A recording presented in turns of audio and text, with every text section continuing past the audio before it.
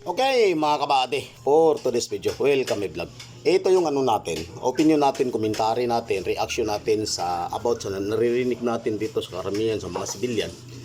Yung nag-viral na nakita daw na kung sakali na magiging suka ng bali na yon.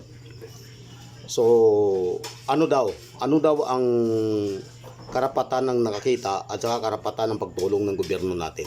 So ganito yan kasi mga kabady, yung pagkakaalam ko sa ganyan, dapat natin ipaalam sa mga otoridad yung ganun. Kasi pag nagiging totoo yon, hindi rin maganda ang patutunguhan yon. Kasi iba kasi mga Pinoy. Ito wala akong pinatatamaan. Iba kasi ang mga Pinoy, pagdating sa yaman, ang kasagaran sa atin ay patayan. So dapat malaman ng ating administry para makatulong sila kung papaano i-dispose, kung anong magandang gawin sa ganun.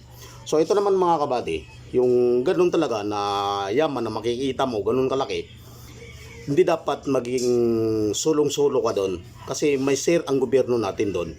So halimbawa, kung ikaw lang mag-iisa magbintan yan, magiging mahari kang pwede kang madisgrasya ganun. Kasi yung sabi ko kanina na maaring tayong mga Pilipino pagdating sa yaman, walang matitino sa atin. Sa totoo lang, walang matitino. Mahari tayong pumatay. Hindi pa maaaring pumatay, madali tayong pumatay. Basta yaman ang pag-uusapan. So kailangan talaga makatulong yung administry natin dito sa Sultan Kudarat, kasi doon natin makikita ang magiging payapang pamamalakad. So hindi naman kaganid ang administry natin.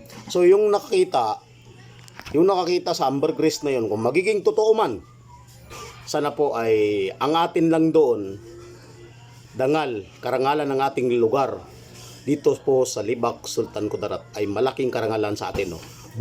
Amakin nyo guys, amakin nyo mga kabady, buong mundo, all the first na pinakamalaking ambergris na nakita dito sa daigdig na to. O ako na nagsasabi, buong mundo talaga, ito yung pinakamalaking ambergris. Kung ambergris lang man yun, kung totoong sukan ng bali na yun, iyon ang pinakamalaki sa kasaysayan. So ako guys, ako mga kabady, magiging masaya ako. Isa sa listahan, nangunguna ang Libak, Sultan Kudarat. Kahit doon lang, kahit hindi ako makakuha, kahit hindi ako mabalatuan, maririnig ko lang, makikita ko lang sa social media, yung Libak, Sultan Kudarat ay nangunguna sa kasaysayan ng pinakamalaki na nakakuha ng suka ng balina. Okay na yun sa akin. Masaya ko doon. Kailangan wag natin anuin yung mga administry natin. Ang kailangan ng ating mga administry ay suporta at tiwala. Imposible naman. Okay mga kabady, thank you po. Maraming salamat po sa mga followers natin at saka yung mga komentary natin, mga reaction natin, pag-share nyo sa mga video natin.